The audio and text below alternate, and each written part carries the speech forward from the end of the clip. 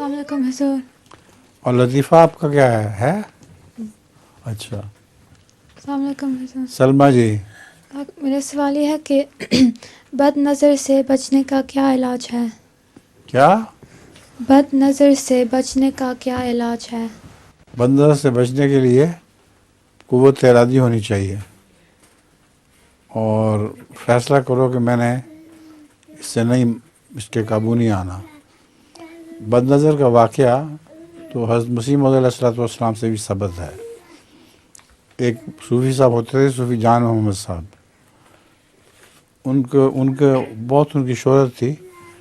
حضرت مسیح موعود علیہ الصلوۃ والسلام ان کی مسجد میں ان سے جا کے ملے تو ان سے پوچھا کہ آپ اتنے بڑے صوفی ہیں تو آپ نے کیا روحانی کمال حاصل کیا ہے؟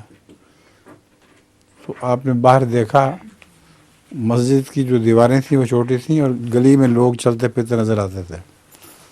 میں نے کہا وہ جو آدمی چل رہا ہے نا، اگر میں اس کی طرف توجہ کروں تو وہ گر پڑے اور مچھلی کی طرح تڑپنے لگے. حضرت مسیح موعود صلی اللہ علیہ وسلم نے فرمایا کہ پھر اس سے بنی نوع انسان کو کیا فائدہ پہنچے گا؟ کیا لوگوں کو مارنے کے لیے ہیں آپ؟ اس پر ان کے دل پہ ان پہ رقت طاری ہو گئی. انہوں نے معافی مانگی اور کہا میری توبہ، آئندہ ایسی حرکت نہیں کروں گا. اور ساتھ ہی یہ شعر پڑھا کہ ہم مریضوں کی ہے تمہیں پہ نظر، تم مسیحا بنو خدا کے لیے.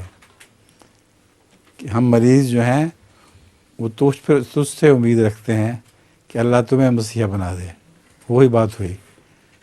تو بد نظر کا تو نظر پڑنے کا تو ہمیں پتہ ہے، ثابت ہے 100%. اس سے بچنے کا طریقہ کیا ہے؟ غالب قوت ارادی اور دعا.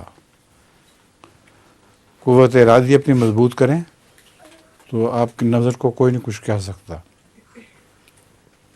دوسرے دعا کریں کہ اللہ تعالیٰ نظر بد سے بچائے.